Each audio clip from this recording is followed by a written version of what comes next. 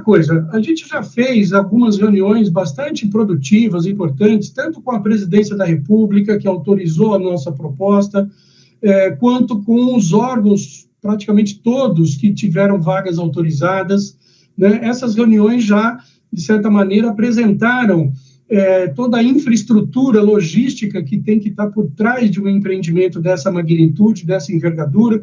Então, hoje eu quero aqui, na verdade, me dirigir mais aos próprios possíveis candidatos, né, ou possíveis pessoas que vão se interessar por realizar essa prova, esse certame, nessa modalidade, né? Então, a primeira coisa importante é que os órgãos, por exemplo, da administração pública ainda estão, a partir das reuniões que nós fizemos, estudando internamente essa possibilidade, e ainda vão ter um período de tempo, que vai até aí o meio do mês de setembro, mais ou menos, para decidirem se vão aderir ou não a esse formato. Então, essa é uma primeira informação importante, né? Ou seja, é um processo por adesão, é um processo que a gente está construindo coletivamente com os órgãos da administração, não é uma imposição do Ministério da Gestão a nenhum órgão ou carreira que teve vagas autorizadas, né? Muito pelo contrário, esse é um projeto que só faz sentido de ser encampado, levado à frente, se os próprios órgãos acharem que é a melhor solução para os seus casos particulares, né? Então, por isso que o escopo geral de áreas e órgãos ainda não está totalmente fechado, né? Daquelas 8.000 e poucas vagas que estão disponíveis, né, para concursos, ainda estamos aqui negociando com os órgãos os termos de adesão através dos quais eles vão poder participar do certame. Mas isso, uma vez resolvido, estará resolvido ainda no mês de setembro, nós prevemos a publicação do edital até dezembro, né, até final de dezembro, lá para o dia 20 de dezembro, é a nossa perspectiva, né, de publicação do edital. Aí, podendo passar para frente no slide, Cida, a gente pode entrar um pouco no desenho da prova propriamente dita, que eu sei que é isso que interessa para os candidatos, né, saber como é que ele vai poder trilhar esse percurso dentro desse modelo, né? Então, o que a gente pensou? Para facilitar justamente o acesso e simplificar a adesão das pessoas a esse certame, é que a gente concebeu, junto com especialistas da área educacional, né, da área de concursos, etc., nós concebemos um certame em que a prova ela é realizada toda num único dia, a prova, eu quero dizer, da primeira fase, é realizada num único dia, né, e ela está composta por dois componentes. Ela tem um componente geral comum para todos os candidatos, que são questões objetivas gerais, que perpassam conhecimentos básicos necessários a todas as pessoas que quiserem ingressar em qualquer emprego, bem na verdade, né, não apenas no setor público. E tem um segundo componente que é chamado de específico. São as provas específicas, que inclui, inclusive, não só questões objetivas também, mas questões dissertativas, e que são específicas, porém não específicas por órgão ou por carreira da administração, de modo mais geral, né? Elas são específicas para o que a gente está chamando de blocos temáticos ou áreas de atuação temáticas do governo federal. O que quer dizer isso? Vejam, todos sabem que o governo atua em várias áreas da vida das pessoas, né? Você tem um conjunto de políticas sociais, educação, saúde, trabalho, previdência, assistência, direitos humanos, etc. Você tem uma área de atuação do governo que está ligada ao meio ambiente, à agricultura, né, à preservação dos povos indígenas. Você tem uma área que está ligada à ciência e tecnologia, né, você tem uma área que são das agências reguladoras, que são várias e que tem várias vagas disponíveis nesse nosso formato, né, e por aí vai. Então, quer dizer o seguinte, que as áreas de atuação nas quais o governo atua são áreas, de certa maneira, similares em termos dos atributos básicos necessários para se trabalhar naquela área, né? Determinadas áreas exigem conhecimentos talvez mais especializados em humanas, outras áreas talvez mais em exatas, outras áreas mais em administração pública ou finanças, e por aí vai. Então, essa especificidade das áreas programáticas de atuação do governo, elas ajudam a organizar um critério de montagem da prova e de montagem do próprio concurso, tá certo? Então, é possível organizar a prova por especialidades que não sejam totalmente típicas de uma carreira ou de um órgão específico, mas que digam respeito a essas similaridades que todas essas áreas têm em comum, ou cada uma dessas áreas, desses blocos temáticos, tem em comum. Porque os pré-requisitos para entrada nessas carreiras são os mesmos em termos de conhecimento, de capacidades, de atitudes, tá certo? São muito parecidos. Então, é possível fazer provas objetivas com esse foco setorial ou organizados por blocos temáticos, né? Não significa dizer, e aí me referindo mais uma vez aos colegas dos órgãos que estão envolvidos nessa decisão, né, que as especificidades mais detalhadas ou mais exigentes em cada caso não possam estar contempladas no edital, por exemplo, ou nas provas. Né? Os editais que vão ser publicados para esse certame, eles vão estar levando em consideração essas grandes áreas temáticas dentro das quais a ação do governo se realiza, mas vão levar em consideração também as particularidades de cada órgão ou carreira, né? Onde a área de finanças for mais importante, isso estará considerado, né? Com uma pontuação, um peso um pouco diferente para esse tipo de questão, por exemplo, ou onde as questões de direito administrativo, ou de ciências sociais, ou de exatas, de modo geral, forem mais importantes, essas questões estarão contempladas, seja nos editais, em casos, por exemplo, limites, onde uma determinada especialidade é necessária para determinada vaga, ou para determinado cargo, isso poderá estar, né, descrito no edital como pré-requisito, e assim sucessivamente. Então, na verdade, é uma forma de fazer uma prova em que a gente combina tanto a vocação, o interesse dos candidatos por determinadas áreas, como contempla as especificidades, as particularidades de atuação de cada órgão ou de cada carreira. Né? É uma feliz combinação, na verdade, entre, né, perfil da vaga e perfil do candidato, entre perfil da função pública que vai ser realizada e perfil da pessoa que vai se candidatar para aquela vaga, né? Porque os cursos, a gente sabe, são muito diversos, né? E as pessoas, obviamente, têm as suas preferências. Então, essas preferências estão sendo consideradas. E aí, dentro, para além, obviamente, das provas objetivas, né? Que constituem, então, esse dia único de provas. Então, vejam, a prova é num dia único, né? Mas deu para entender que que não é uma única prova para todos os candidatos, apenas uma parte da prova é comum a todos, a outra parte leva em consideração essas especificidades de cada uma dessas grandes áreas de atuação do governo. E, para além disso, cada carreira, cada órgão vai também poder desenhar no próprio edital os seus interesses em termos de exigências acadêmicas, pontuação por titulação acadêmica, ou exigências e pontuação por experiência profissional pregressa, e por aí vai, né? A gente sabe que em algumas áreas o governo, os órgãos têm interesse em trazer pessoas, às vezes, mais experientes, ou já com alguma experiência prévia em determinada área de atuação. Isso pode ser contemplado no edital, né? Então, veja, isso tudo está previsto para ser contemplado. E aí, obviamente, esses pesos vão se repercutir, se agregar às notas dos candidatos, né, de maneiras diferenciadas, de modo a gerar, ao final, um cadastro de classificação sobre o qual ainda se agrega os pontos, ou melhor, as preferências próprias dos candidatos.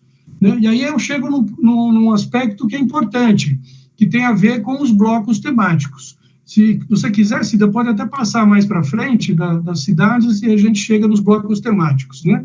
Vejam, também um alerta importante, né? Como eu disse, os órgãos ainda estão discutindo a adesão ao modelo, né? Então, o que está aqui listado, e depois esse documento vai poder circular, até já vem circulando informalmente aqui e ali, ele organiza essas áreas e carreiras por blocos temáticos, por áreas de atuação, né? Mas ainda não é o desenho definitivo que vai ser, de fato, publicado nos editais, né? Mas vejam, o candidato, como é que ele vai se posicionar em relação a isso? Em função do curso dele, em função das experiências pregressas dele, dos interesses acadêmicos dele e dos interesses profissionais dele, ou seja, da sua vocação para o trabalho no setor público, é que ele vai escolher a área de atuação. Ele vai fazer a inscrição escolhendo uma das X áreas, dos X blocos temáticos que vão estar disponíveis, né, que ainda não estão também totalmente definidos quantos serão ou quais serão, né? Ele vai poder escolher uma área de atuação. Dentro da área de atuação, ele vai poder se candidatar a todas as vagas disponíveis, ou seja, ele vai poder ordenar suas preferências por órgão e carreira, né? Então, para dar um exemplo, na área social, em que você tem vagas na área de educação, saúde, assistência e etc., né, o candidato ele pode, se quiser, se ele tiver certeza do que ele quer, eu quero ser um servidor da FUNAI, então ele pode se inscrever apenas no concurso da FUNAI. Mas se ele quiser, ou se ele achar que qualquer uma dessas áreas ou carreiras para ele lhe interessa, da área social, por exemplo, ele pode ordenar suas preferências de 1 a N, né? Nesse caso aí, por exemplo, né, de 1 a 5 áreas e carreiras dentro desse bloco temático. Então, na verdade, esse é um formato que até alarga as chances do candidato de ser aprovado em uma da carreira, né? Ao invés de ele concorrer com todo mundo em todas as vagas, ele vai concorrer com aqueles que têm similaridade, afinidade, tanto quanto ele, para aquela área temática. E ele vai poder concorrer não para apenas uma daquelas carreiras ou órgãos, mas para todos eles, dentro daquele bloco temático. Então, isso nos parece também que é um elemento de democratização do acesso, né? E para finalizar essa parte, dizer o seguinte, e essa ordenação de preferência, evidentemente, vai ser considerada na classificação final do candidato. Então, é importante dizer, para finalizar essa parte, que o segundo grande objetivo, né, desse certame, nesse formato, além de ampliar o acesso, democratizar o acesso às vagas do setor público, é o de aumentar a diversidade sociodemográfica e territorial, né, do servidor público, né, porque a gente sabe que hoje também é muito importante levar em consideração um conceito que vem sendo consolidado aí pelas discussões entre especialistas, que é o conceito de burocracia representativa. O que quer dizer isso, para traduzir? Veja, tanto melhor para o setor público, assim como para o próprio Congresso Nacional, que é uma discussão que se faz também no âmbito da reforma política, quanto mais o perfil do servidor ou o perfil do parlamentar esteja alinhado, né, com o perfil da população, né? Ou seja, nós temos uma população imensa e diversa no Brasil, né, que tem muitas especificidades culturais, tem muitas especificidades regionais, tem muitas especificidades de raça, de gênero, etc., de idade, não é? E essa diversidade, ela precisa estar espelhada dentro da formação, da composição da força de trabalho no setor público, não é? Isso tem sido muito valorizado no mundo privado também, no mundo público em outros países. Nós precisamos caminhar nessa direção. E a razão por trás disso é que a teoria sobre isso já tem mostrado evidências de que quanto mais essa burocracia for representativa do coletivo da nação, do coletivo da população brasileira, ao longo do tempo, as políticas públicas que vão ser produzidas, né, implementadas por essa burocracia, também vai ser mais representativa dessa mesma população. Ou seja, as próprias políticas públicas vão absorver essa diversidade, tá certo? De formação. E ao longo do tempo elas serão melhor desenhadas, serão melhor implementadas e darão melhores resultados, né, em termos de entregas de bens e serviços para a população de modo geral. Então, esse é um aspecto muito importante desse desenho, né, que tanto garante a ampliação do acesso, como prevê um resultado, ao fim e ao cabo, mais diverso, plural, tanto sociodemograficamente como regionalmente considerado, né? Bom, para finalizar, dizer o seguinte, que existe um cronograma desenhado, que ainda não é o cronograma definitivo desse certame, porque ainda faltam muitos detalhes operacionais para serem decididos, né? Os próprios editais ainda não foram totalmente fechados. Os editais mesmo, para vocês terem uma ideia, eles serão construídos por bloco temático, envolvendo todos os órgãos, todas as carreiras que estão dentro de cada bloco temático. Então, isso exige também um trabalho de construção muito cuidadoso, né, muito criterioso, para que a gente acerte os pesos e medidas em cada caso. Então, esse processo ainda é um processo que está em construção. Por essa razão, o cronograma é apenas um cronograma ainda nocional, né, uma referência inicial geral para que também as pessoas possam começar a se organizar em relação a essas datas. Então, como eu já disse, né, a primeira expectativa nossa é fechar as adesões dos órgãos até o final do mês de setembro, no máximo. Né? Conseguindo finalizar essas adesões, nós vamos ter clareza sobre quantos e quais órgãos vão aderir e qual será o escopo geral, o perfil geral das vagas nesse modelo.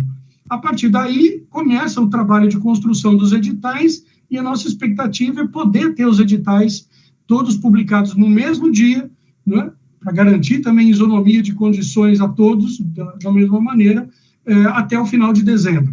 Esse é o nosso compromisso inicial. A partir daí, nós precisamos dar pelo menos um mês e meio de prazo de inscrição, né, podendo chegar talvez a 2 meses, quem sabe, de prazo de inscrição, para as pessoas entenderem do que se trata, se organizarem para isso, fazerem as suas inscrições bem pensadas, vocacionadas, né? E aí se abre um outro prazo, finalizadas as inscrições, que é o prazo de mais 30 ou 60 dias, e ainda estamos estudando isso, para poder marcar a prova num dia que seja um dia, vamos dizer, o menos complicado possível dentro do calendário brasileiro, levando em consideração feriados, levando em consideração especificidades regionais, levando em consideração até mesmo as perspectivas climáticas do momento, e por aí vai. Então, vejam, é um processo complexo, né, mas que precisa ser levado a cabo com muito cuidado, com muita cautela, com muita participação. Nós estamos o tempo todo ouvindo e recebendo sugestões de todos os interessados para que a gente possa dirimir as dúvidas, aperfeiçoar o processo e gerar como resultado um produto, ou seja, o concurso e, ao fim e ao cabo, servidores perfilados ao etos públicos, interessados na função pública, capazes de atuar ao longo da sua vida laboral por uma missão que vai além do órgão, da própria carreira a qual ele pertencerá, né, que tem a ver com a própria prestação de serviços para a população, que, ao fim e ao cabo, é o nosso principal objetivo aqui. Então, este é o desenho geral, por enquanto, desse processo, né? Eu acho que, gradativamente, essas questões e essas dúvidas vão ficando mais claras, vão sendo resolvidas. Nós já produzimos um leque de questões, de perguntas frequentes, de tira-dúvidas, que logo mais, na semana que vem, imagino eu, já poderá estar disponível no próprio site do Ministério, e assim será conduzido esse processo, de maneira participativa, de maneira dialogada o tempo todo, para que todos possam dar a sua opinião e poder se posicionar em relação a esse projeto. Um projeto, sim, inovador, audacioso, mas que aponta para uma transformação muito importante no tipo, na qualidade da seleção e, ao fim e ao cabo, no perfil do próprio servidor a futuro. É isso que eu queria dizer em pouquíssimas palavras, Cida. Obrigado.